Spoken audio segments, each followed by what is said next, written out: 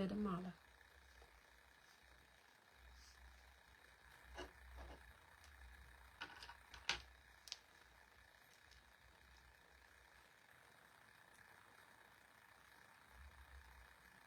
thế đó mà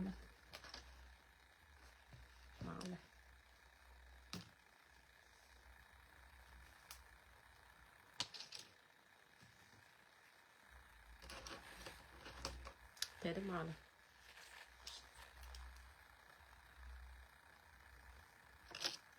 thế đó mà là quấy đi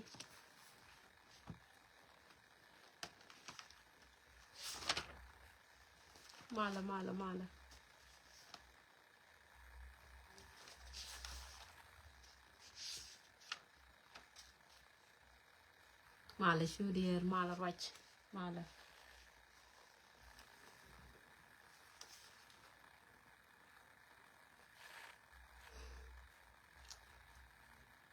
thế đó mà là ui yên đấy mà là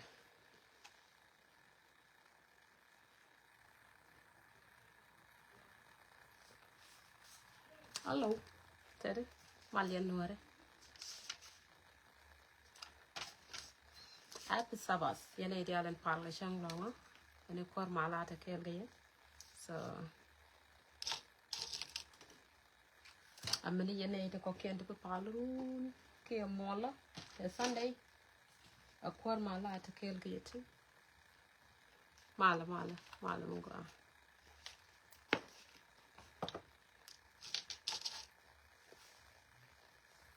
ni loang mala yene di 24 mala reveal mala go ahead all right social order shates ko chi india la nen go mo te de jon nya yo mala tener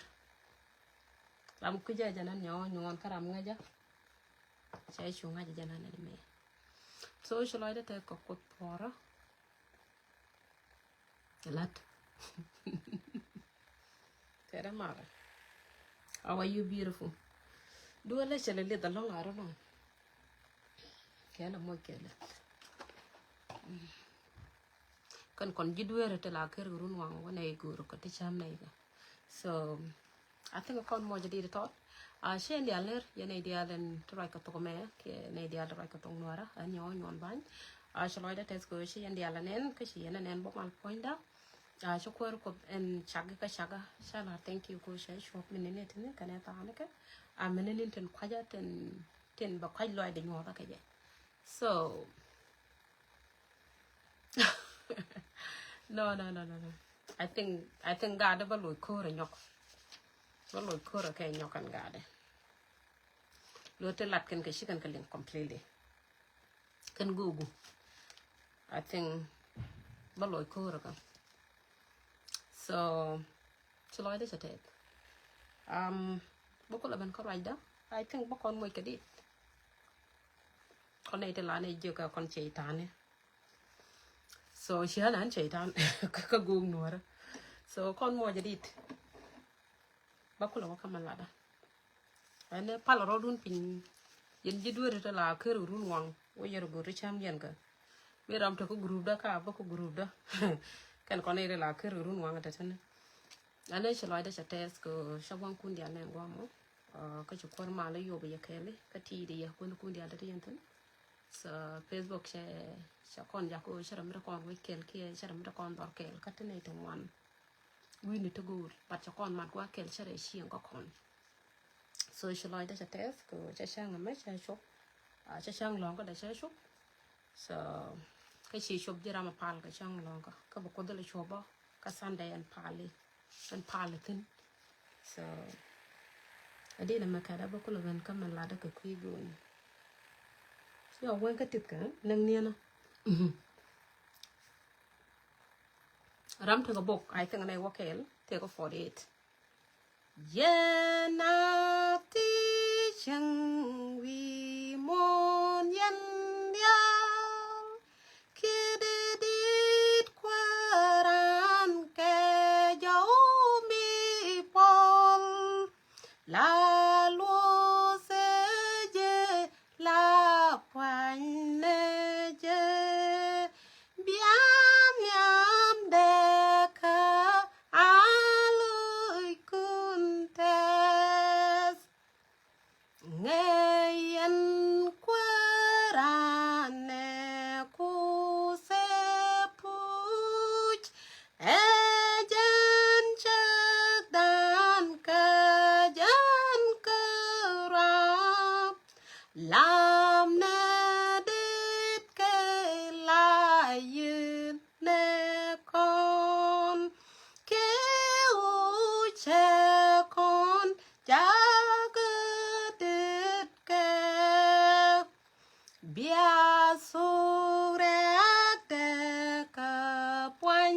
neje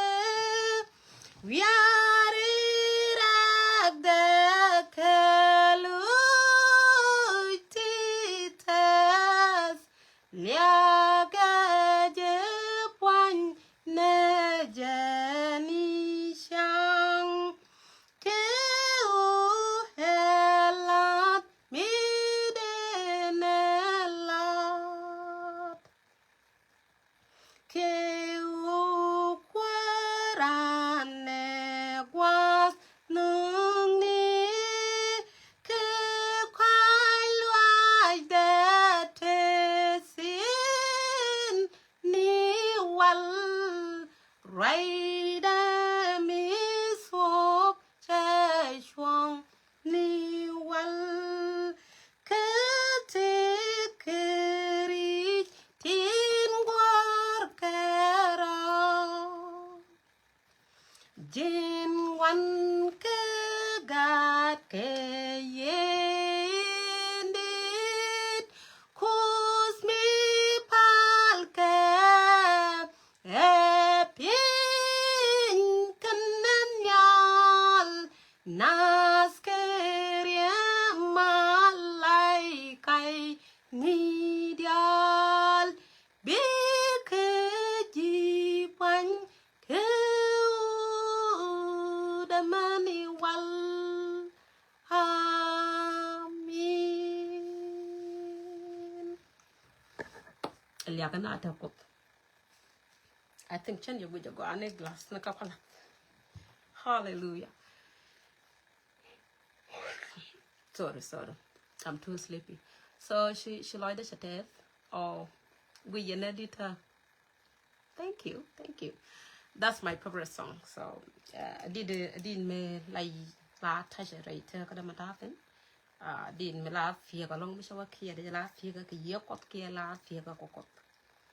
so that's my favorite song kana kada go ajo de te joi tien kada na kada badane akoda te ka lek so baban ko gwa to da baban gwa to ko kuile ne ti chal gug nuara an ka cho de gug nuara ko te let ken ka let ken drama she can learn it in teach it ka let go ni te wal ke let go ndu te bible ko yan an ka cho lo ko gug nuara ka ja so I don't know where they talk again. So why the way they talk again? Thank you, Joko. So take a one, take with one. Take Kutana, Quakalane, and time right now, cook bentinalu, becan calat. So Kukigo on Chok queer Kurun Tang Vieka. So but Lloyd at Ted Coach at 10 o'clock and the Lella Gage Bot, Tena and a Kakarun and the Tap Queer, she can get in.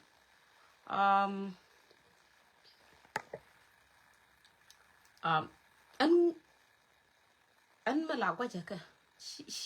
aram kel ka ne ko nga ba ko ka nga je kulla to bobo malade ka nga je no ko le de mir ko nga je ko bat ka ta do dien menane je mende ko de ko ke je jen gwa ha no wa kana te atana da nang lo shere me haran wa ko na la an wala ga ka gu ke nyenya ka gu no te let ken ke chicken keleng kan koro so ne to wana dia nang lo shere mata harar sente rai ko an nga da je in Jesus men kula kan ka kan da nga je no ban nyok ka nga je no bata ko luk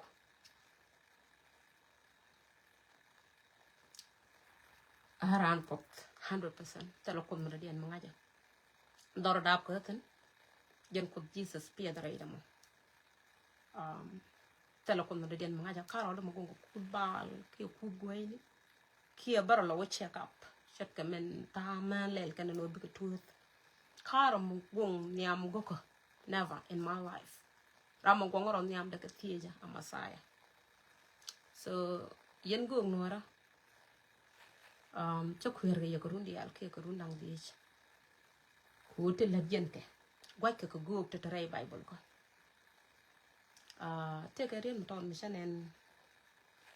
cái đam màn đàn khi mình sẽ liền mình sẽ đam màn đàn này cho là khoảng thu chắc sẽ lạt so anh chân được quy này thì chung này ko anh chân chung chân kalat bata quy này thì đuôi rồi nói thế rồi mà qua mình sẽ làm rồi này đuôi rồi cái này kia cái đúng không wo cái rồi mình chăm cái này so wo chung này cái này thì nên chỉ cần kia cái đúng không ko quarkus be me dia real ka wow tell aro chata ray bible ka te ray bible ka baden way she explain ke je ke way she lat nyidi to kon tin ku yen ke skama e way mi dia ko she way mi de ko lin ka ja a chang ne to ko ken ten ga ko ci ke leb dawr ko te ne to ga ko ala gan chan ko tan ga kashan bible shana da court banay da kokien tin gwet kan jingas katin ngu bi jingas ka jalado wala ngu bi jikwar yeshu lado tin cha dela de tin cha boy ni kien si kan ka yor yer regiment bakabo so shi ka libdo kon tuchak ala rajan chi lat shi ran gwa but te ray bible ko put take a right pele but guru na they explain more kanaitan ko ken tilim no wo bu ko kut be kana question ke be kan kut be kana doubt so di ra la ka gwa di ban life di man explain gwa komo wi ajen to da mandana man chenen ko kur ne to laren go ne bible kana goro gwa wala bible sha goro je wala wo sha da goro ne so buka ta do mu chot kare chat ka man chi la do an tie de ne ka yen go ngora ala ko dan tan ya la che chol ko kwan chara mu kwan ne jana che chol ye biyen men preach ke biyen la na an mo ko na ka wasa wi pamadan ani gor kwan so shar mite ko go to try bible ko ta chol ko ku kwan ki yen cha chol ko ku te ko ki cha chol ngone ne bi yen e dial tare mo bien ko no re boy ko ti yen tu boy re dum en jesus jaga ye ko ku kwan no bi yen min preaching no kwan ko man lat kwang tu chaga ko guda ke le kwan guda ke le yo char mi chol yen na re ko chol yana na ray mo tan takan tan ko la bare te ka wala ngi yana na ka xiang ko wo ba kon lam nyam akon me chol yo ku kwa eno biyen min preaching no yo biyen min preaching no kwan eno shira ande nyen ka bo ajen angu kwai let kuna ajen ana ga ka yen go ngora ngu kwai let kuna ka let go into bible ka yen one company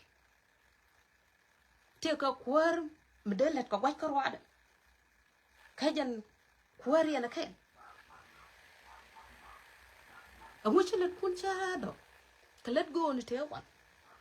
amu chilet kun chado tam bom bom te la go ka let amu chikan chado ka tin cha bai rai bible ko go amu matene budun ko bran kon jogo amu tene budun ko bran yu jogo ko shul ne yakon biyene ma kamra re kwan wala kam yene ne ira hare te kam be bejete ne te kuna ero lan ko bene gwa long ko bene wajak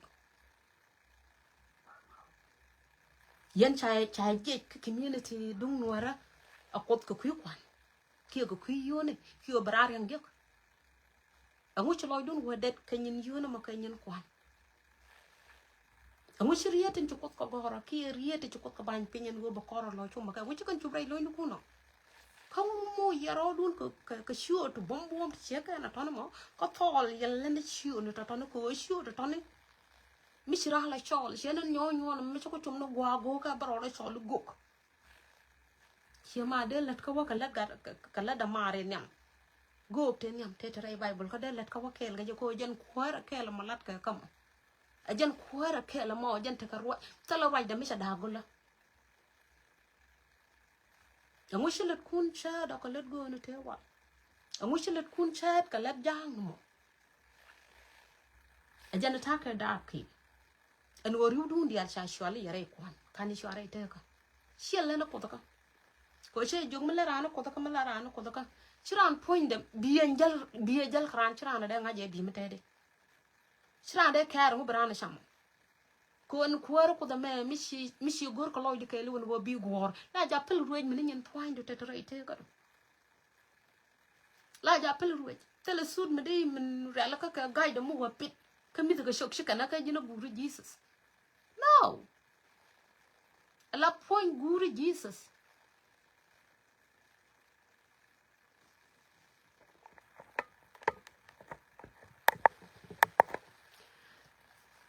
ala point obi Jesus bi gor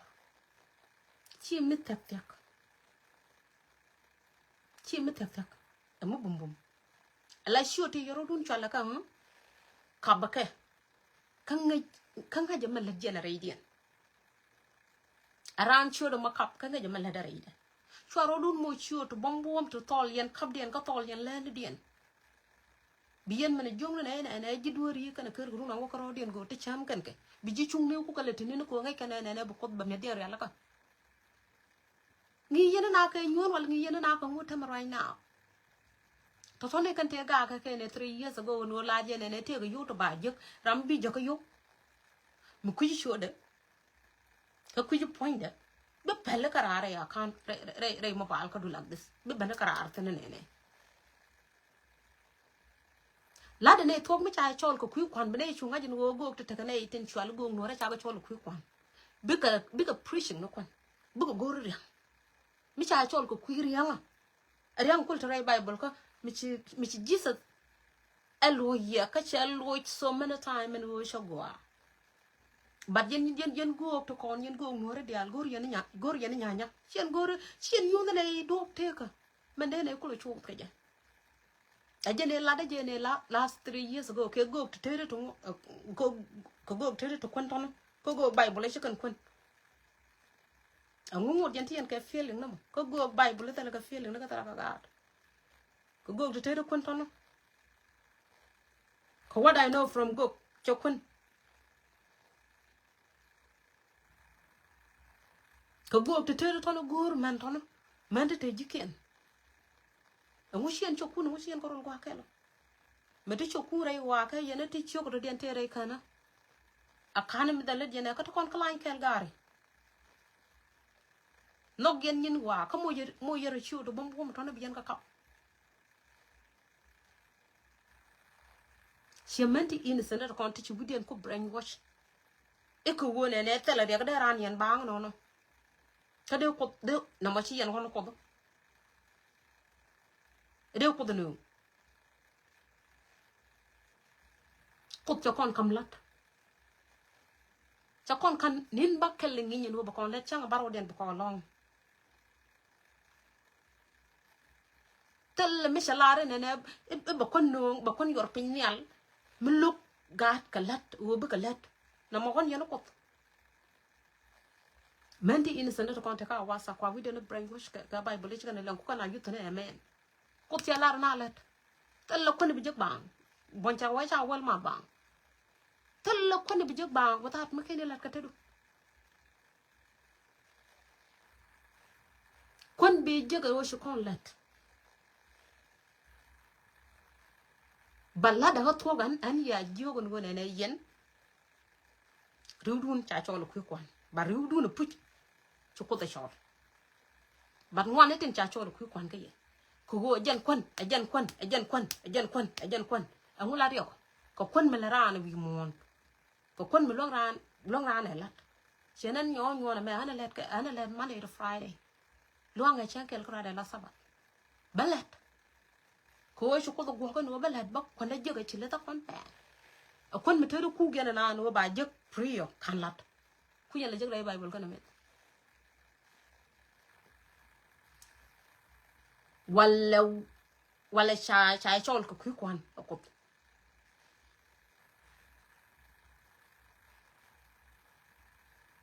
yen chwara ngar ko winman ti innocent ñu den ka roy ko mi shiro de lin cha go ana mo gade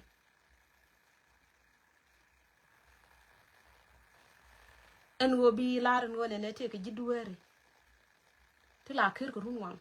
bo ko rodien go te cham ken ke yes te ko raj peli puch but they explain go ke we dara ko lo dien ke ja shara community dan shara je no ngo ne benay ten go rangat mo kane shugu jen we la bible la ke no bi ka jok kor ka te ka ne to ko ken to gur go ne mi te ka dor mi cha dur ran ko ar jesus ba kapten so go ke no ko na ta ne ti che ka na to ne la guera riet kun ki riet ko tin cha kam bien wo bien kala ka gwadien shwar ko mo chuk ka yen go ngor mi cha chol go kwi kwan la de la de jana cha chol kwi kwan chi kwi kana ko ru dun dial shala na kwi kana ru dun dial la de no bran kon jek bran me jek bran war jek bran dul jek bran tur bil jek so tala kan mi tie ka ja tala kan mi tie ka ja ten dial la jen ka yen go ngor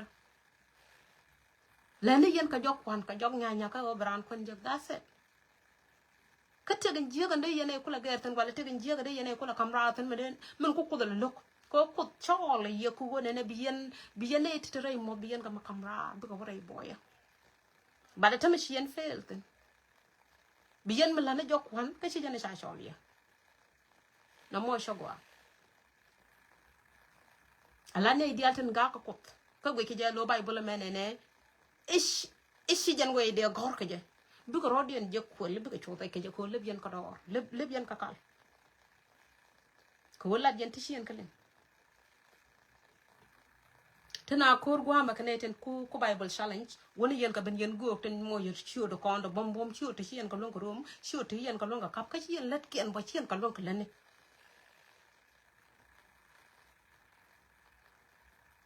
so go ke lo mi cha cholo re wuje mo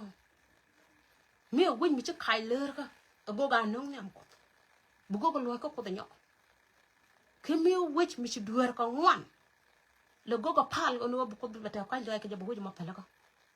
ke mi o win mi te ka riek go la ra je gan wo riek wuje mo riek de bel ha de jen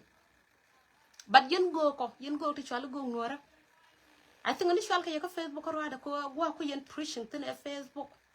ko kon tala ne juas ko ne ti yalla te ko facebook si jen gwa ta la dunte ga lady chuch la dunte ga lady lute to ray dol wal la dunte ga lady nak botke kon tala ne problem kon ci facebook ko shwar wi dun let kanay ne ten gol healing ka ray dol wal wi aten ne ten gor kon ka wi shar wa ka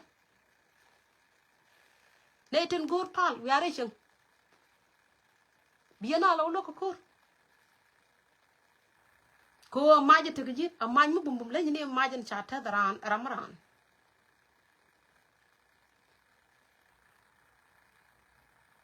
so de yen da wach de yen wori ten chuch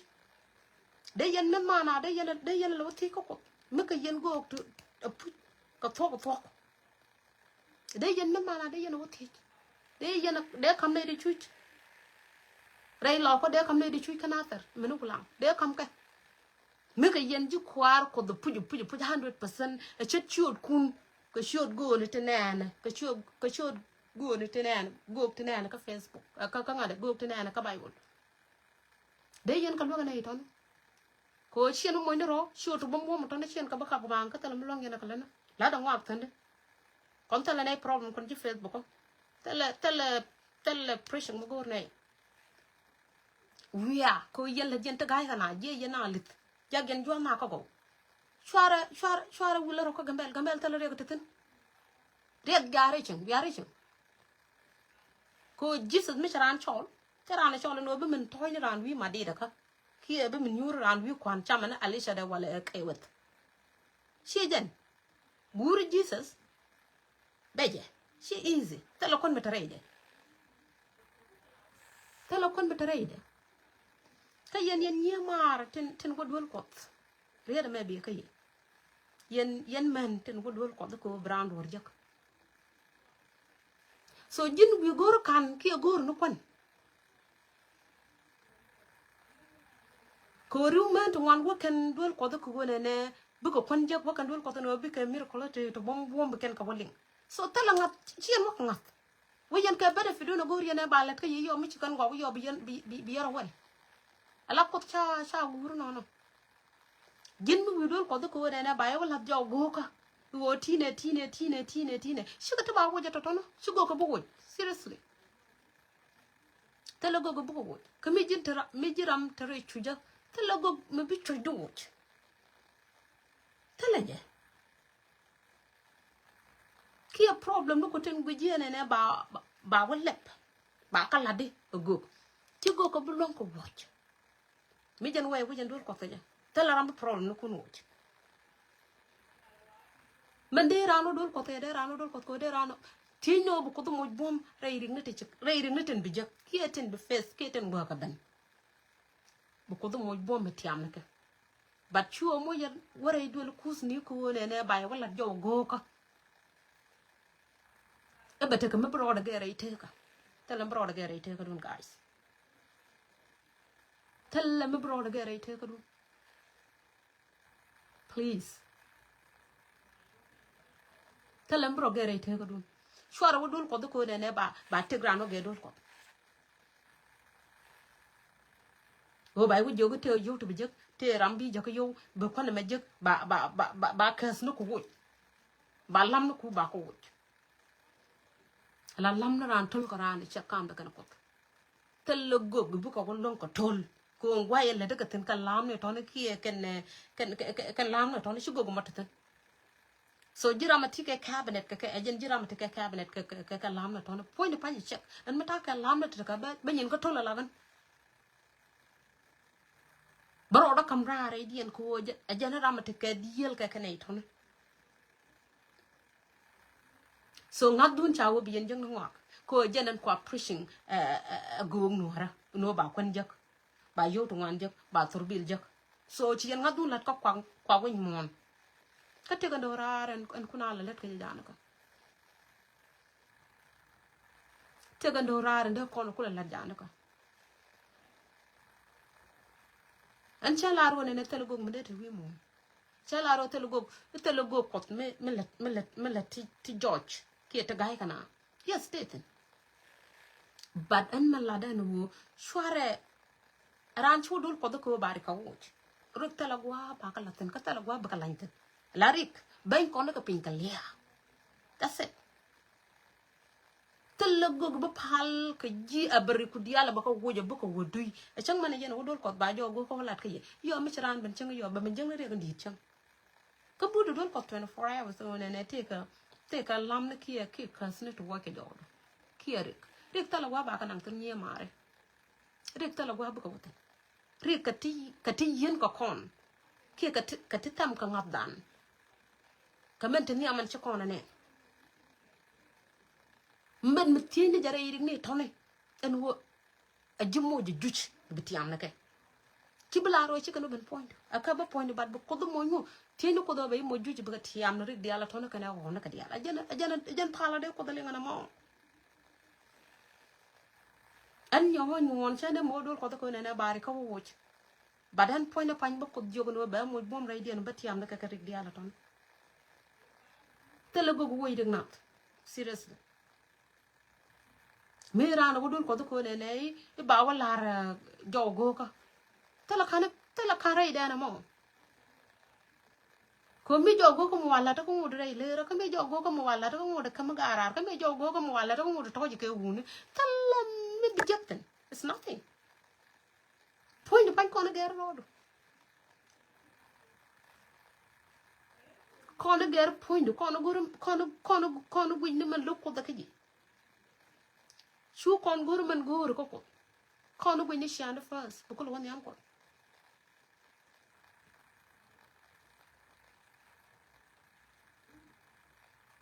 kwang tucha la message dan di ñoo ko ke di wa life ñoo di explain Canada ci gade tin ta against Scott yen ko lep dawra ta right now ci ko rodi en jogwa du ka right ala way dan ci en way di yen na pit ke je ay lo ko gor yen ni ni maro ka jana na la ro ne do ru ndi yen gar yin tuane yen makam ni jadara Bible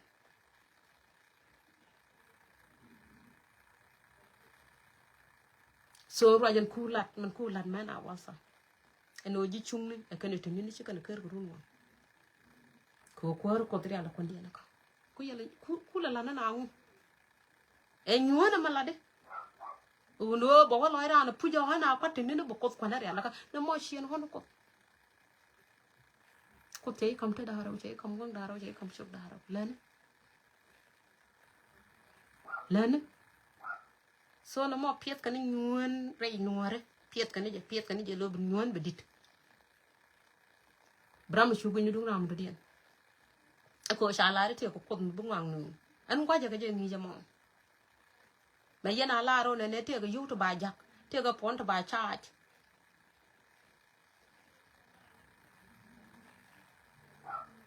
te ga jidwar to la ker run wang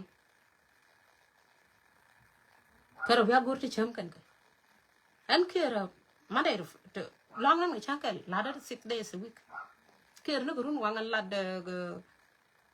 kwang tu chaga akan ajan har anam kel ga jidwar ko la ker run wang eno bo wala baro do gor mi chama goro ne lu njok nyok bi ma la na gwa si jan bayen bla ne je ne te ga jidwar to la lo pingu run wang gor gor cham kan ga a chu gudu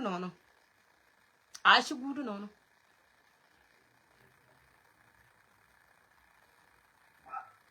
goro blu ira nyok bi explain go ko ne han bo mi chi to ka wasa de che chui ka lat go me de la woni en ko de chu nga jo pot ba ko na no ta la problem che chui ka lat de la woni en mi ko mi che pen ka wasa na bo gwa ma ka je de woten goro bi la na gwa chi bi yoro ya ka Facebook ka bro wel she blong na gwa jana che jo gen go tie da roi ni kun du tangan ka ga di ni she kon ga di ni mo ran ban ne te ka pone ta ba charge yo ko ka cha ba explain gwa ka ne shabo ke we bi ne kam ho la ro ne te ka jidwar la lot ker run wang bo go te cham kan ke be chupe ko na shabo loy da ko ne la ga de ni gor yo no ne biyan rei do ko biyan adi ya ni gwa ka biyan muk chukut no ko biya rei da gwe we want to roll the edge right now. Take an 81 to put challenge. To put quick. Could you go king or could you do your net and Charlie go? Go till legend can quite put a jan uncle aga here. And che jogolo we are kelka Bible land and let Congo kelka. Or Bible land telling you no go. Jenabanalet. Jin go churo de jogo jin go along with you the mock a cup here and you want to go a chan them long a cup. Go chan let get chan ga long go guri. And I rather talk. And point in your own about which all go. Chan a day chang long me. Go chan a day long a cup of you the more. Kachan let get chan ga long go guri. So I'm a park of quit it out. I like should me shall go boom along. Ka wen nga ja ka we shelling ga ja she is name me she na me ja lo na mo pol she mo pol eno jin guk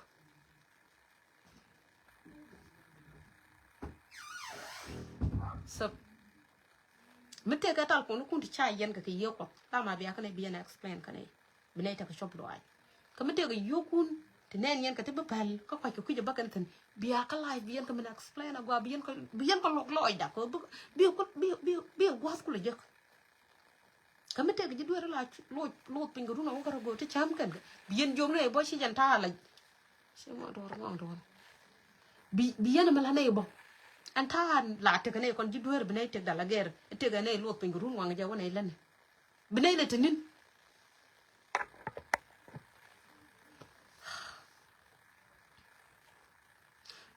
nga de da nyonde linga na bene le tinit ko bu kon kula ta ko bu kon kula ta ka pekel ala let kuna ka wakel ka bible let kuna ka wakel ka Bible please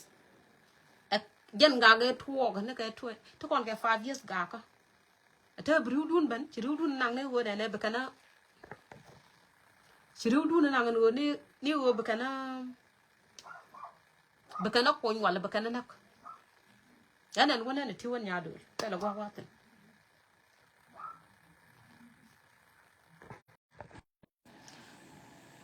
I think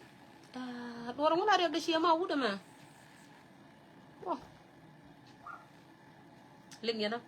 te karam riok ni jen Facebook đó riok ne ja so miling yana dera go ka mi shi jan baro da ga ajan go ra bala diana mo che jana mo kon ni de chana Bible lef chana kun ko ta do me da mi di cho ko joja tam ka go te lat ke no go kai ni ibu ka ban ka ten do me da mi di cho ko joja arama kun ka Bible la arama link ko wade arama kun ka Bible brante ko shop lo ay ke je alagan me sharo la tie ko changat amen chande tie ko amen men de tie ko bada ne me chan tie ko hana sho an je ke lo la de ne je cha an bada ngaji men de tie ko ka ngaji men chande tie ko men gor ga alagan chokot gor te tungwan ti chokon kamara ingwane to gor point du check ala jin tala ko mo gor atama lo chokon ti dial chokon ko lat ko do bokot kalat ala ko lo gram lezi lo gram lo glat sha nok ete ga te be pam ya ma ko yan to lo kur yen go nora ma ko yan to lo riya ga dire te dorano mi ka yen go ti cha chol puj ko tok be dire te dorano chi an de lo chi an ko de lo ko kon mana de yen la chol chet ke me chi mu te cha chol che chot ga destroy is real te na mo ko kon mana ba te ga ma ton ngo rai Bible ka mi go mu tok guru let Jesus der men mana der ma ton der ko der chet men chi do rai Bible ka der kam jinater ke der kam ju lang ke der kam lo nuer mi ka yen go to tok ken gwa han pen ko run ke a ko pele je ko na nater ke ulang ke lo nuer point gam bala dan point pan de yeno dal wal de no bien ko ne te tin pol pan ken to dul ko a pol pan ken te la ka gri wo yen ko go bu ko wate rei dul kun ne de kon te la ka problem we are dul wal ndi ka gambe bien bañ je bien sur je bien ete ka jof bien ka jech ajan la de chay sholten ajan la de chay shol ye an wo bien ete te chuja tin ci gwan jeng ka yen bien ko loñ bien kwan ne gwan jeng tin ci yen ne ko tin ci yen ga ko men chay shol tun to te la wara idol kus ne wakan pal wakan wi tala ka problem tala ka rek tala mu gor pal ka ko tala mu gor o de nen ka bu ko pol panken ya kat ne tin ci panken pol wara idol wal ya jaja ka liw kan on kana ne lenga gambalo no te ko gog mi shiran jelit ka bijen wa ba ya shal ka gog on kana mi lenga ka gambel en wo te ka duñ mi yene je wala te ka chor mi ci guja dara testament da dara la ba life dara wo wana ci guj ana han chor ni me dab ka ana han chor ta ka rundang vie jana chan cha chor ta ka run wal cha chor ta ka 15 years cha chor ta ka 20 years on kan yene malara on kan ram je jara idol ko aba wa cha wang da cha lep wo yen won to pol pan ke re idol ko ka te ti chu jara re idol wal chen wutan e gong mete de magoro gwa mo ko jo lo gwa be je kwa ile jaka je ko yen jaka yo na bien alo men de ya power a big power millet a bomb millet mitala medara tiam a mo ko gera re do kunu mo ne de konten papa la ka ne de pol pankien ka ne de tal problem ne ya go ren ji problem no gwa ta ka tin ko ji problem na ka ne ka re do wal ji problem na ka to ji wishar ya pale ko kidin chwar bung to pol panken to wore duel ko do kan gori nyentes ka lo idea ni chicken goro do ta ka ko ru dan kon nyidi gor ko ni nyen ben mon chiran goro do ta ka an gogo bangat ka yo gogo wo bana bulla ni yeda ni ho nyon ba ngaji jen gogo che ko de jakko to ka jen gogo la ko ala gog la ngi jen man jiya ka taraydu gog la kam ni jirare lero matitin gog la kam ni jirare ti la matitin gog la kam ni jirare rei dir lo ay matitin gog la kam ni jirare rei kam gan titin gog la kam ni jirare to ju wunu to wane titin ko the boy ko ti mus batal kan ti diala to nistel menen yenetin kana milinga no ne bran to go ko la do nyungu te ka ga dang di ci kamra o nyungu te ko dor wu de mi ci dak kana milinga no la kan no ba kon jak ba yow jak ba turbil jak ba shu jak yow ram ko ji come on guys akan yen kana ta tan da akan yen kana akan de Jesus ku lu ko ku di na ti ya kan ron ti de lo la ne bi ne kon jak ka bi ne yow to wan jak la ran ji ko ne jang ni yow ba pal ga ji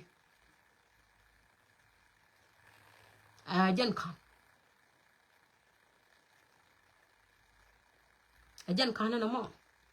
ala let kun ka wakel ka let gun to ray bible ka shoot kun bo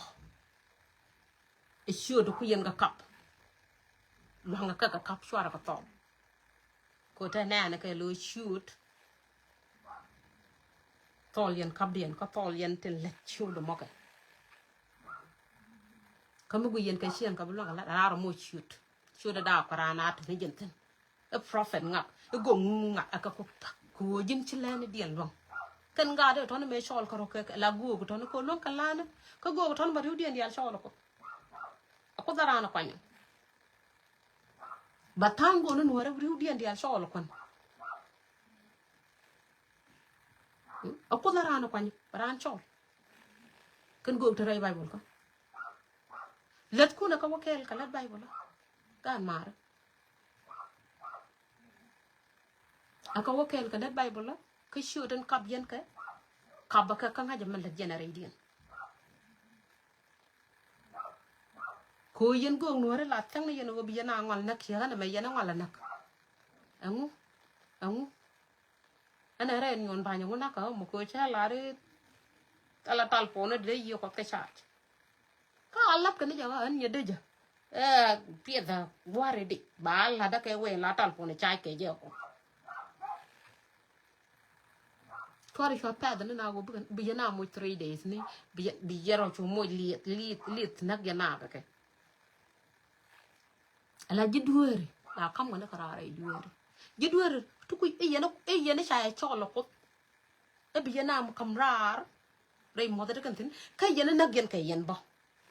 shi ma kam yen kara ka bi yen ga nak ba ya ga jen Jesus bebe wi mo ne cha manang na kana kam na karara mo kan te rei mo kan dia ka kamrar cha ko no rei boy ne te kwa ka boy chi kan menen me ti Jesus ben ne te rei mo ko rundi yal chi kan nga no ti buñ mo ne me no de ta ko boy but me chi ma sai ben cha ka kamrar rei kwa nya den me de kan te e jene ku jene la wi to ga let ka ne ke ler ka mai rek kana let ko to ga ga te kan jal kan ke ki ni chang ro ne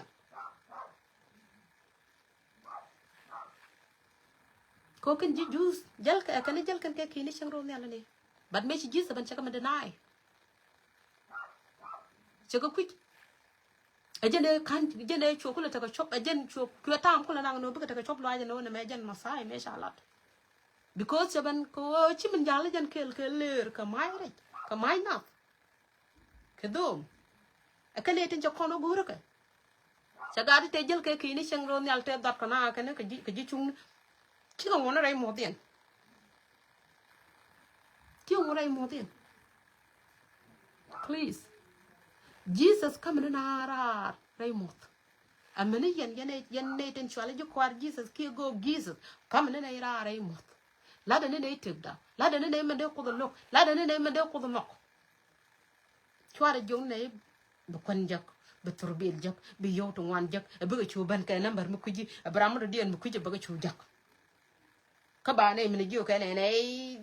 yen ji dueri yen ker ru na wo yoro go ti cham ne ga ba ko la ka ne kon ji dueri chene ker ru na wo ne ro go ti cham ne ga mu ka ne chene ker ru na be ne liu be ne kon jing do kon ji dueri ten ker ru na wo ne ro go ti cham ne ga be ne kon jing do si gwa ne ker ka ru na wo be ne tek yen chwara na ngi ke we mi mbab yen doro je chwara na ngi ke we mbab yen doro je ne bi yen o to 3 day yen a tu jatam chwara na ngi ke we mbab yen doro je la dor madani je kanu je re suka ku yen ka yen boy ramlare gure Jesus a boy mete karam ku Jesus no no ne jama no no ne jama la Jesus ne me gore det ka gore ka ma cho ko gore ko janya ke ki e cho la ke jidwere no ngone ka no ngone ka point ko nge je ke nyin ka jan the same thing te Jesus kala ta ka de jan kala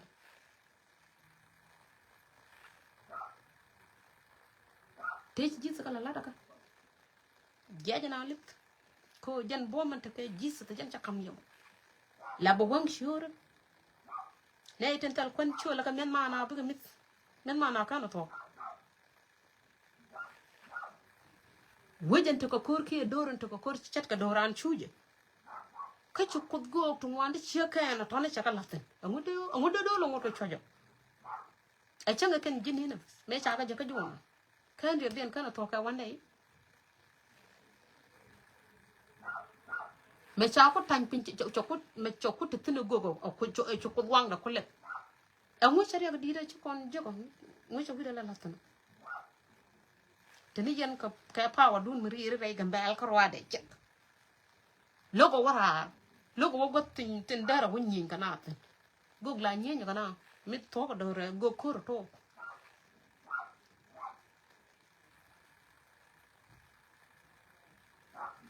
kam lo geno wan ko pale ran pal en riede belaro bare te wolok ba doro ma wolok doro man chuch doro mu ko la roy ko Israel man daka ma yena ka ngane chika ji palo te chaka ye ka daka na ko win mon ma daka na mo chika na daka ko ko dia na ngat kana jan the same thing jan ko da ngat yana jan ko da ngat ka Israel dara ta bom bom la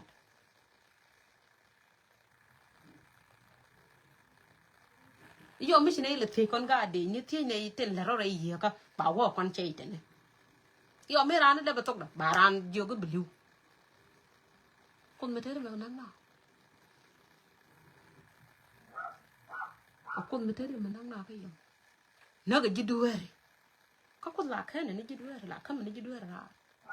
ya la da ne te gan te ne te chwara la ne go bne kon jak this one she tam go ki kwa la da ne te gan lokote bne ro gerten bne ko le bne ko wore isuko ku tien ka boy me te ka ye bi yen jiduere bi yen ka kamra re mo tan te kan an nga da ko 100% nga ha je ka chan ko chana be na me ni chan ken itala ko ka bible me chana be mu kwat ishi real bu ko nga jara man nga da ka charo ra nyoba 100% ya da tangwan me che wonen yen go gelen ga to ko ken ka to ne cha ka nyoba ni kale bu la shi yen chup tno kan chup ten la wu da yi ja how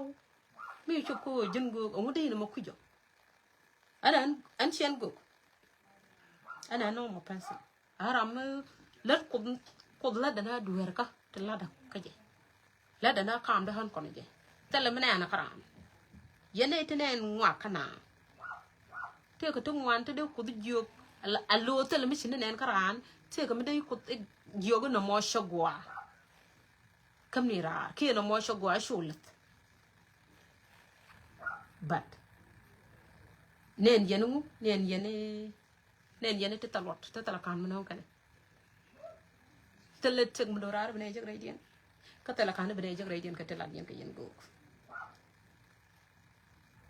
ko chine ngwa ka kui kwan chine ngwa ka kui yone to ba jeg chine ngwa ka kui riang ba jeg janan ya jogru dundial shwal kan jo ko kon kana shol ka tegen dorar kariya da me wi ka yen go tin shwal ga ku kwan kan shol ka tegen dorar mi tegen dorar sha shol yamo I think they contact the same page but a quick one and cha shol ye ko do bi na talk yo bo good ko kwan ba to ko kwan bo good ko yo ka Jesus measure when we want tell one day Michelle me no che preaching about money caring e be ko la re dol ko but jen go tin la go nuora ko go kun West Africa no kun konti ci ro du rakten la jen ku kwan dol kalkal ka dol nuora ka go nuora akane ti la Bible dang do ko rodien but two group dira magalew e nyanya food bu yow jak bu dol jak ba ko shiung mu go please shikana e benang rai kana la da ne tegen jiga tane tan la da ne lera la da ne maf ko ana da la da ne gor woy toy ne ko wuni ten lokot ke akal yang ka ye swala la ne ten go ne ke swala la ne ten bi jang loy da ka jaga tes ko yena shen bi jang no bi loy da ka tes bi loy da jaga tes ku loy ko ko le jiak so jaga loy ko ka tes a jeng no loy da ko mo loy da jiak bro rire i duere metito bro rire re ka metito beben ko but gor yene tas loy da tala kana bene jek chung bi yene kam tas loy da ke lu yene te chwala go tala kana bene jek balla da ne jiada riada ne kam lokote ngoda ne ma lokote mo yene ngon ma lokote meno ko bloy da betes but she nyun ne ma lokote nyu yene ne ma nong ne nyo nyon ba trubil jak nyo nyon ba yoto wan jak nyo nyon ba jaka ba lam na ko woj nyo nyon ba kas na ko woj please lam na ka tar ko ba ko woj tan ren bu ka tola la gano ko gwaye la da ka tin ne chite tin jin go mo baro da kam mo nyam ko betin chuja tan ngonga ba nonga ba lo ka ala problem na ka jisa jalaran wona ne chakala taywa me pala ga kuidana jane chan pal gwa dina ko ko wire gwa pala wo baka ganga mu baka ganga jeng so palan to wande ko dalem karik tin ci yelu la tin yen mante wo rey do ko ni ko wari kunu ko la re ga tala gwa baka la tala gwa baka nang ta ka tala ram ko don ko baka stop karik tin go yenten alamen bulong pala to ko ga accept karik diala ton jongli jalo kot mojo ko bom day den batti am na kari ton but chularu wa teleriak e ba wo ni ko mu chaka bu ko chaka baganga ji gok chu gok ke chaka bu jo do ka chei baganga ri to ban ko et kwala ko na ngad ko ke rik ka te ban kon ga pinya men ri ada chikan kon ba pal but men tin jen tin ngo ne bu ko fi day den ray de kam bi jogo a kot a je kam juch a je kam bom a je kam juch ka rik te bi jak ton ani me ban niam du kay lo akot aje mojo juj ke je mojo bom be betiam na kare gaton ran chu dol ko ko ne ba problem ko woj ran chu dol ko ko ne be jogo jok ran chu dol ko ne ba te do wager ran dol ko no ba tek mo kwa kam de kan ko ke ba mar mu tok be yan pen ko ko mu mar mu tok yan pen ko briet kot biga shu trail wajo biga je shu gang kaber bal metali ma mo to ko tala way mi briet kot biga nyure do ko riet ko mi shu nyure do kan ya gang kaber kan ya gang mi je mo de wotala kan ya luok mi shu ko rong re do bal mo gore ni nyen wen mo yalla tane kan ya kwaka tala kan mi de je re je chet ko men je ko nyot ko no ga tetalot ka tetalot Mishiran tenin bel is gone ke fok tala ka use chete de ran tek de la tano so goru maru kam de ko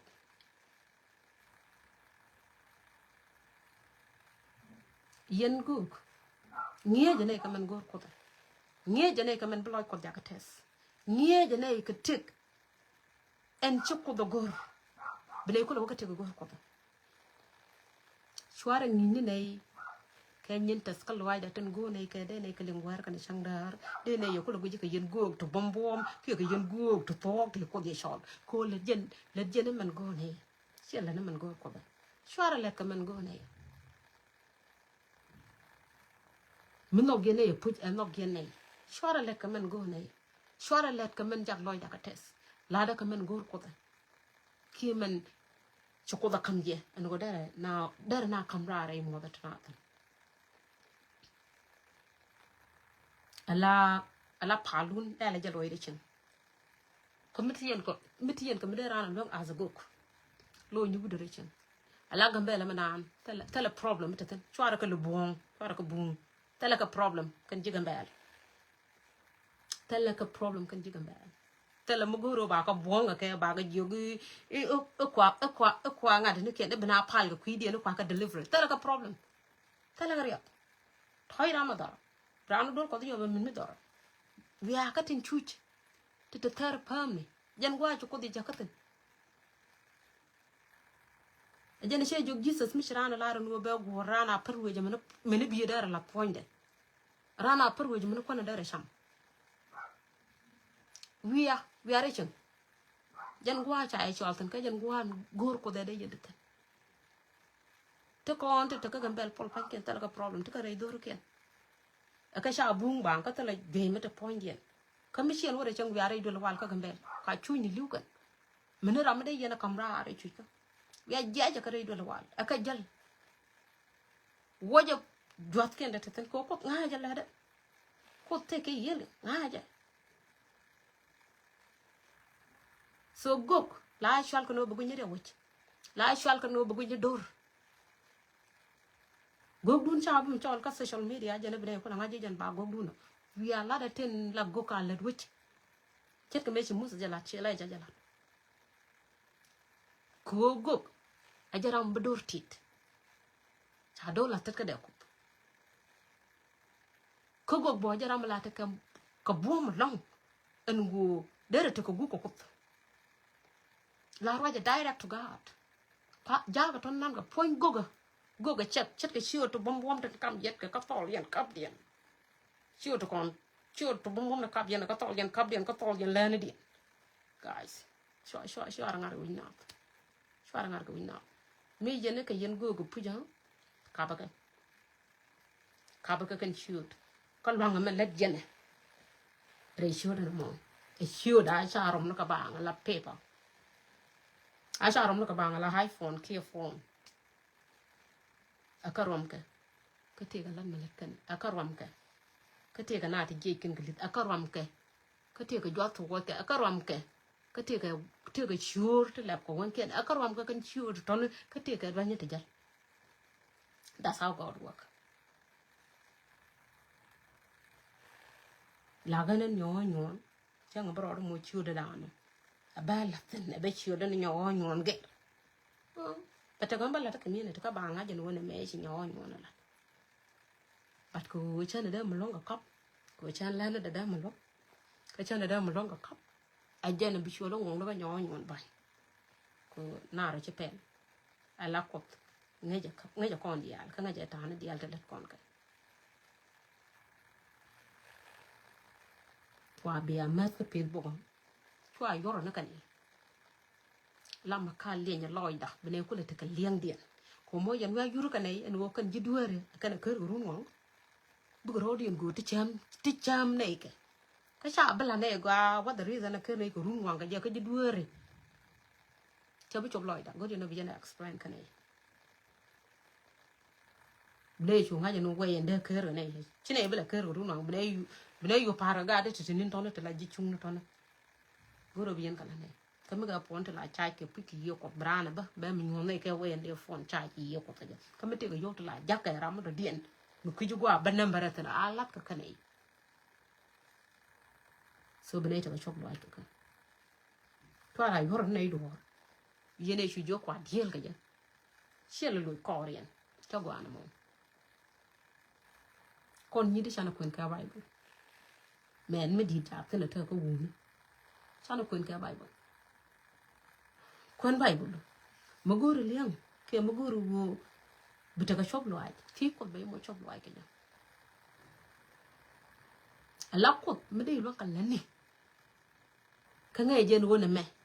de ra na lo kan ne ki ngai je no ne me de nyo lo kan ne ka bo ko fi ke je ko da lo tan na mo ala ko ti je ka men chirana de lo kan ne ka ngai je pu je no na mo chi ga da de lo kan ne bu ko bi ko le ti ke ja bad me ti je ko ka me de lo kan ne chu ko do lo ite daga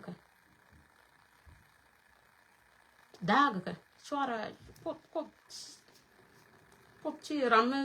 nen ngwak ramme te ka gwir e riena ka tin chalat e riena ka tin chagor ramme te ka gwir ram jel kel ka gwir mi me de lon ka le tele mo gor ko ten na mo ne me tare go a chana ngach nga je no chwat ka ne ko ba fi me ne me de rana lon ka le bad me che me nyur kam do ko no ko ke 4 years te te tan yam ko ba ka che jo nyo hong me de lon ka le ne ha chana bu lon ka le chana bu let ka ji bad ma nga je no che de lon ka le ne ka nga je pu je no na mo gori ba ka me bad ma lon ka le ne e chang biet fi 24/7 nga je na mo bi nyo nyo lon ka le ne chana bu lon so please pala rodun pe yen go ara la ba ka Facebook ba ne me la raj me la clear Rose yo ya Rose chu do nyon ya gura cha ba lo to cha ba lo to 3 days till not quite gura chu do nyon awama and are nyon ba gura go kon tene lu nakana na chicken tang na ara ja ma gura so ba lo 3 day le ka ba lo mo che da wala piu te da chala de wala kana yur pan na me kana yir chala de chi ma bia chala de oyo ba lo yo ro so cha go ana mo so then akan te na ta na ka ya wala kuno puj 100% wajka ke bible lot kuno puj wajka ko gok amene charkun wajka ko gok ko wajka ko ko charkun kana let kun wajka ko gok ko wajka ko ko arono gwa ba yent malom gende puj ajen ped bo me ajen e jiyo ko ya yalla ategana tele gogo bi gura tegana e ko ba jogu ba pal ko kuidu bi mo yo ba do la gak me chuja mo re du la ba dong da pal ba yen cho ba yo ko to de ne ba la dang ne go gok to ram ngana ka gok ne kana rom na ajana la da me ni dul ko ba la rom na bat ken to rom ngana ka tene rom ka ke ko rom ka ga ke business yene che jo ne ram gor business business dis da ma alon ko long da so ne kwar mala ta ke la ya pa wo to 3 de yana tu jan nya nyon ban ajana na ma na wo leng every year but why yene pu jan like anara la to ne ten shala no re ke ji chen why let kun ka ga de te wal let kun why ka ga de te wal la ga de te wal why let kun ka mi ka yen chia man ke e chet ka mena yen ka yen chia man ke let kun ka wa ka kel ka let kun wa kel ka pu cha go ga right peli pu no ne kan ji chung ni kan ti mi kana ker go run wan ko me di na re ka ba de jiduar yes te na mo ka bai go cha kwen ka right peli te but jiduar kana lo pe ni ko run wa wo kan go ga te cham kan go no back plan bari ala ka bare da man waye go bene ko la ta ka chong lo aj janan ya joglo tango ne yen e yana mat ka chonda ko han ga deja tama mi yo da mach de longo la yat ke de yene tene yene jal yen ka boko ma so mete ka magay ne re do ko la ma ja ko ne chore ya pet ko bi yene nagde janan ko do na dog tan na mo ko ti jidwer na ko ne da yi da chứ còn nè cái chị các mang hai giờ bao chị cần chị cái gì chung chị cần bao cái Jerusalem but nó cái gì đuôi rồi bao bắt chị có rồi đi riêng cái kiện bị có lúc thế con này đi ra thì mình muốn thế aram chị rồi đi riêng cái ajan bao cái Jerusalem chết cái mấy cái bên này sao gà đấy tê dom cái gà đấy tê đập rồi kiện cái thô bung tê mạnh na tê là cuốn chị cái mrit akan de bukon ko wata kele ka Jerusalem daga ko lari da na mijiya ba lari da njiga mijiya ko ko mangwa ne alat kun wa ka bible alat kun wa ka ga da shi ga da kun te kon ga da tin te ile jatin tin te ina mutin tin Ezekiel Jeremiah ne kan ya la mene Ishaya alat kun wa kel ka kai alat kun chu gwach alat kun ka chu gwach jan wa ta problem tin na mo no let go no ara ka chwa ka go try ba ka wa ke let kun ba ka ke jene ku yana an ya jogo tele go men en chu en yen ngud yen ku en dag yen dor na dor singol ma da ne to ko ken dag yen ka yen te yare ka no ya daga ne on yon anyway nhập quan plus con chỉ đuôi rồi con cứ run hoàng cái xích xe am con lên con nó gửi chấm con cái chán là thật cơ đó chán là có thật cơ chán là có thật cơ là với chúng mình có niềm có ngay cột mình lật cái quy điện bật mấy cái dân gửi tụt thô của cái đây dân mình mà nào đây dân là cầm ra mình mà nào thì cầm tròn mà đây mình mà nào đây dân là cầm thì chui cho nó lâu nữa rồi chui cho nó sa de la gor yo de tarar no ba ka ma de yen de ko da me tiak nyin ka dia chenen nyo na me en chio de mama ka ba je e chio de sho ala guk de te kuch de me de ro la ger de te me de ro la ger dai dura pan dura chek de te me de ro la ger de te me de ro la ger ten en nyo ma ka ba je chio de mo guk chio mi sho ala guk để thằng mới đỡ rồi cái đồ đó để đồ rồi cái mà ngáp nhiều 100% để cho nó cái vụ để xóa làm Moses mấy cái gì sự vô cái này mấy cái cột vô cái vụ chùa đó cái bọc thế cái cua chỉ Moses cho nó để giặt cái chỗ cái này bagadi rồi cái này cái đồ ăn anh nói chúng Moses đó cua này giờ bây giờ gù rồi có 100% chỉ vô cái mình dính cái này cái chỗ bắt vụ chùa đó cái bọc thế cái khá là ngay giờ thôi right now anh ở đây go quay Jesus ôi chưa đó có bục thế cả khá là ngay cái go thế này go tung ut của queen cả đum gor kan man da kan man dor to ko kien cái nó cái 100% các bữa cái này mình vô còn chỉ đuôi rồi bữa cái này một три đấy này thì lưu cái này katikan dom tikan kalain kan eke tikan kun dakan dor men te sangol ma dane kabu gane men jio go dane bane mo 3 days e bu kom na ka 3 days are nyo ani jan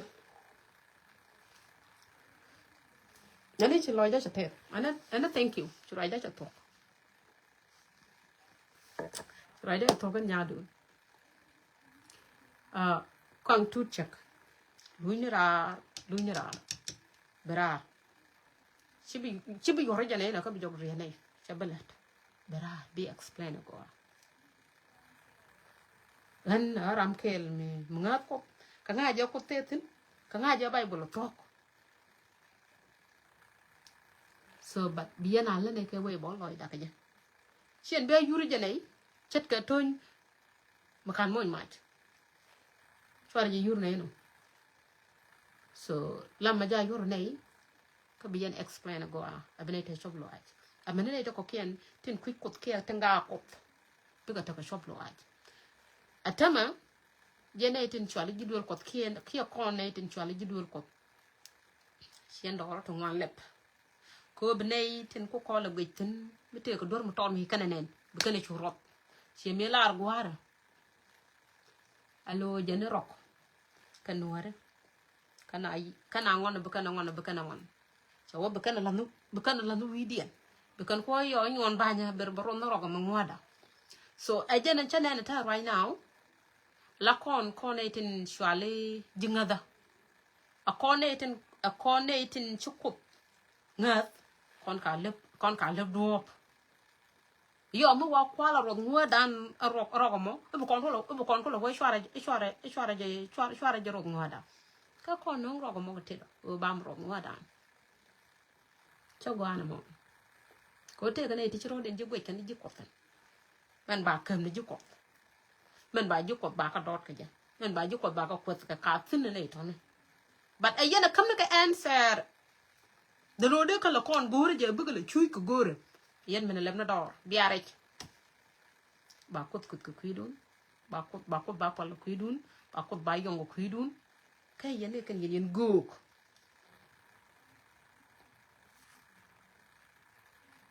ajene la raja 4 years ago na me gadi tetene Michina bi nyuro ke as a community biga te bombo kan galat te gay kana ka ba kwet ka bene to wan biga ka jok ka ngako chala na mo ke 2021 truly that right now te ka Facebook and it took on the almaj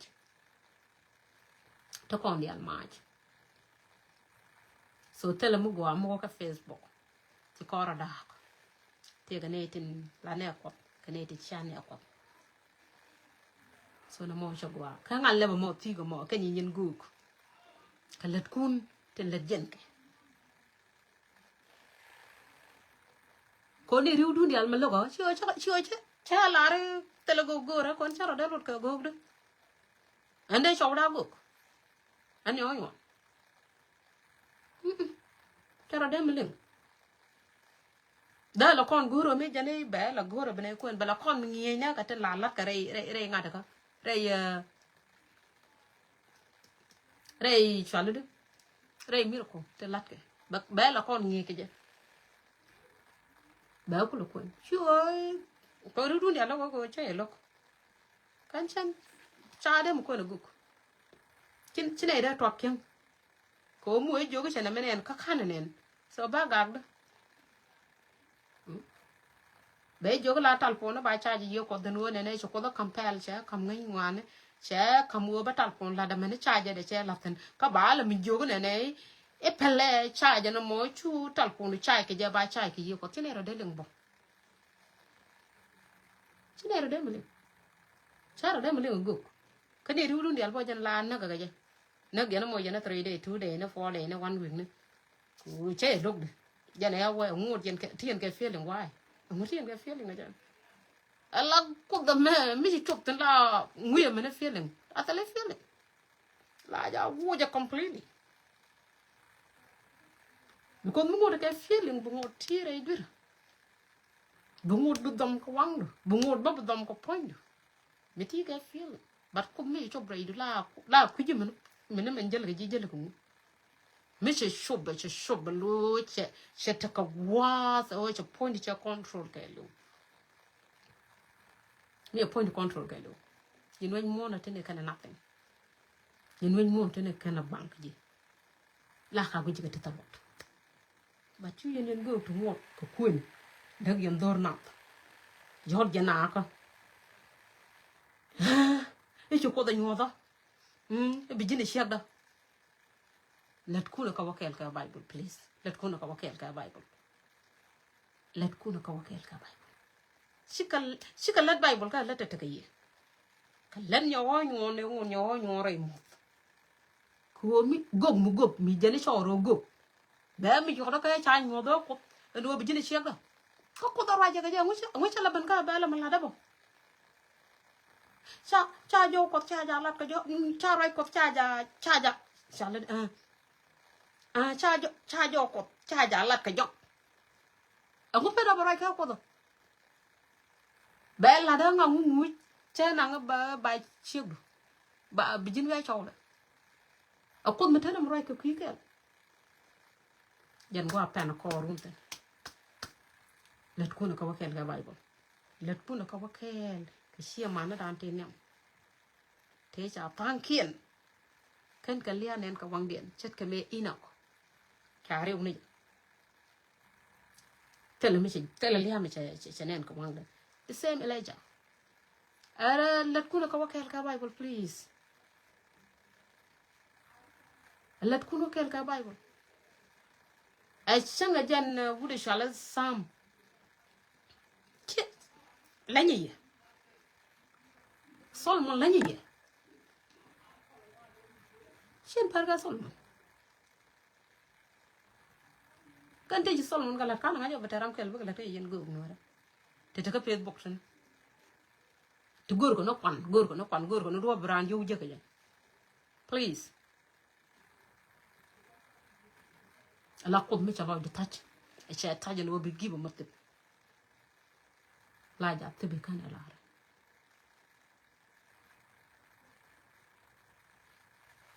Wa kuen boy do da papi ci boy ki ma to ko redi ci kuen bna long to ko kien tan ngot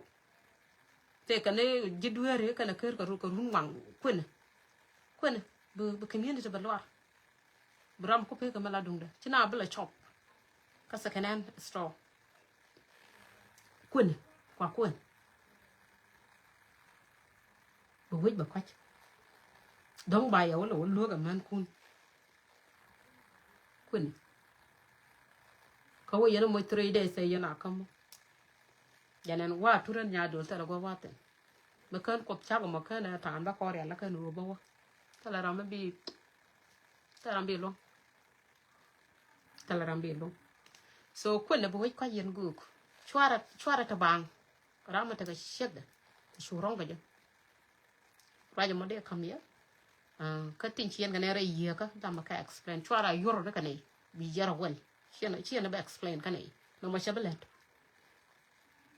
so mình thấy chân tin quên quay cái mắt to của ya có quên cái đi à tell the world she Jesus one and be quên no qua quên community dan belong na ta mà la đông bảy lỗ đôi như vậy xiên con nghe gì chả ada một guru gục nghe gì này không nghe gì vậy wow nghe gì ngay cột da cột ngay giờ lối này nó địa lừa ra mấy cho rồi đâu mà lột cục gốc ra mà đâu rồi lột cục gốc có nên anh nhỏ nhỏ này mẹ em anh cháu đó mình là đâm bụng xe giờ nó mà chân đó mình đông một cur cái cô cháu đã bà gà ê để lạt vinh món cái liều mình cho nó coi giờ kia mình sẽ điều coi giờ quên đi yên gương nữa đó quá quên enough is enough hiện bây giờ shop around giờ nào là pel coi xe ngay tới dít dân ra mình bây giờ có là đoạt rồi chứ te gum der an yodo ka yan kadi leja ne kane musu ne kana yodo ka isha an yodo ko bi ko come on guys come on ka yan ngani la ko mi chro kama ko to la ko na wu je ne feeling ande ni unda chu tu ngot ke feeling angai ken go kun ken wa ane je ana thank you nói đây thế nó qua thế có mát 3 day đó có điểm nữa chứ gà rối cái thế đấy ở đây 3 day đó có lip có gà đó đà đâu có đông người bara ba mươi 3 days cái nào không so shall I just say be started cause how are you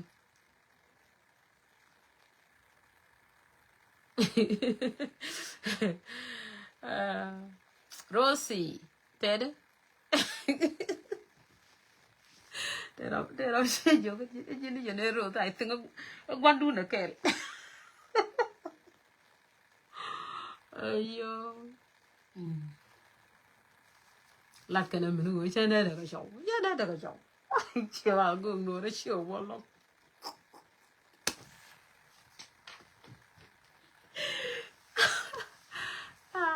anh nhà được luôn cái đó kìa mua là đó phải chậu anh nhà được bên đường cảnh như này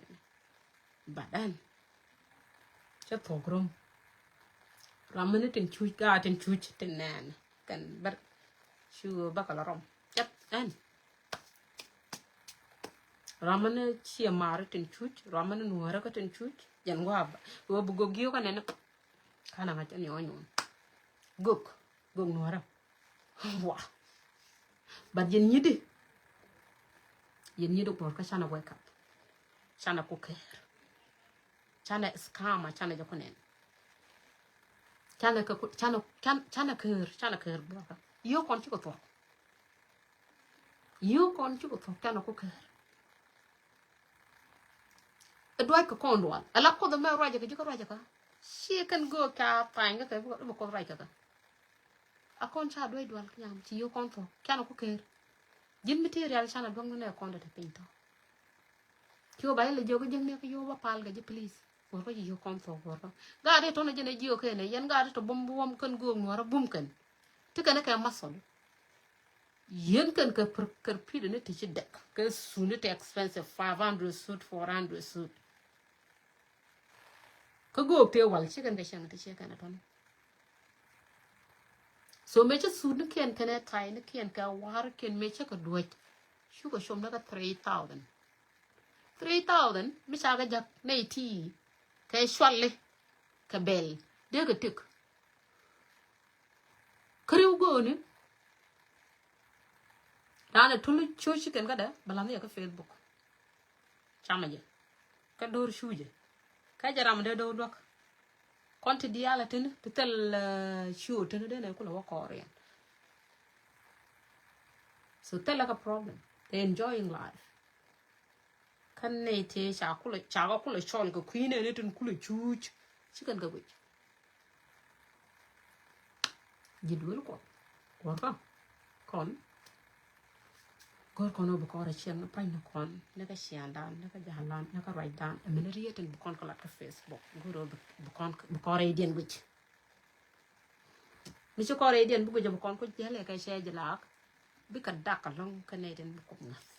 ka bene to wan ti chu ko kon ngas no wal bi ka jok bi ka jok ala ganen nyon ban mo tam ba ban. And Jesus jana ba la ka bana book. Teted ba kon wo point. A lot when more na me ba na completely point. That's what I know. Mu we na completely chate when more na me. A chate lot. Yes. But the lot ka rai kwar ko ba ka nang. La sure do ka ba ka. Ka nga jama lot sure da. Ka nga jama let sure da. Kami chien ka tol set ka men che jo chien ka tol chien kap de long chien shoot ba chien laden let chien long ka len kwaro dun mo ke shoot gon ku ram shoot ku use and prophet ngon akulo prophet mu akulo prophecy wala from mu akulo ram ko mo ke shoot de shada ba chema wi rogo ram ko mo ke shoot de shada ba Rosie, toothbrush. Can you get 34? And she lost her head. And I live in 3 days. I live in a bacan and your dong, go can. Conate lawyer, la video down low ton. Jangaban, Ladan don't ram the den Bama dear or Latin. But why you get a cocoban go can video in a car lodge. Bella deal kaka. But Malada, Charolin.